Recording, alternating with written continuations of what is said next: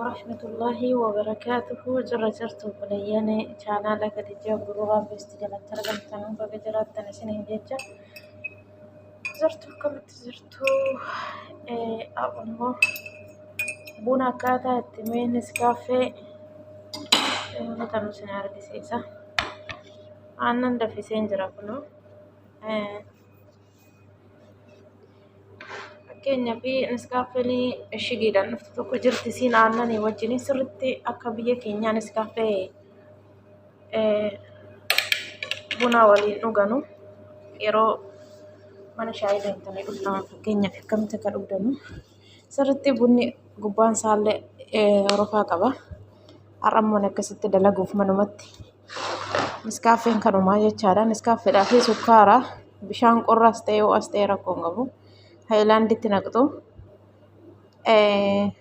niskaaffee maankaa tokkoo fi sukkaara maankaa eenyuusaa guddaadha waan ta'eef ani maankaa lamaan itti naqee amma kun akkatti waliin rukuta sun keessatti jechaadha. Aannan daffisee fideen dhufee jira.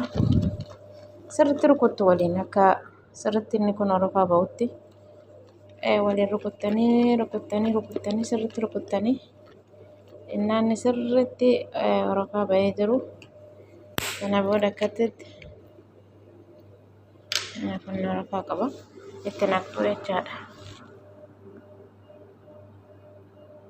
Argitanii ammadha akkuma nama mana shaayitii daffisee ilaala fakkaata.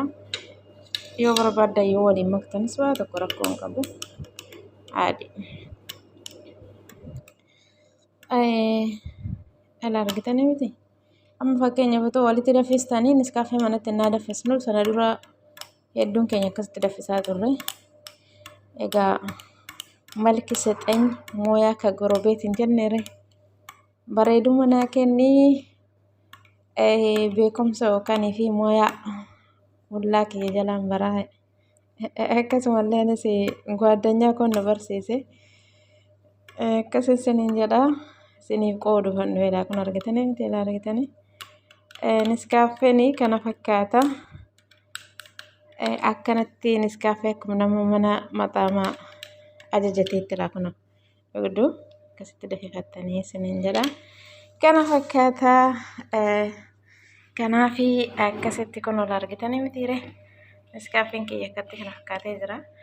Haayilaandii keessattis kanuma fakkaatu ilaaladha. Kun ol argitanii miti asitti keessisaa inni oomichaa. Kanaaf akkanatti hojjetattanii dhugduu jechaadha. Wanti ganaa deebistanii daffistan hin jiru. Daffistanii faana rakkattanu. Akkasitti dalagduu aannan bichaan daffisee fidee bishaan isaa qorraadhuma. Bishaan xiqqoon itti naqee akkasitti keessatti waliin rukutee akkasitti hojjetattanii dhugduu isiniin jedhaa. Turtii gaarii isiniif haa ta'u. Assalaamu alaikum warahmatullaahi wabarakaatuh.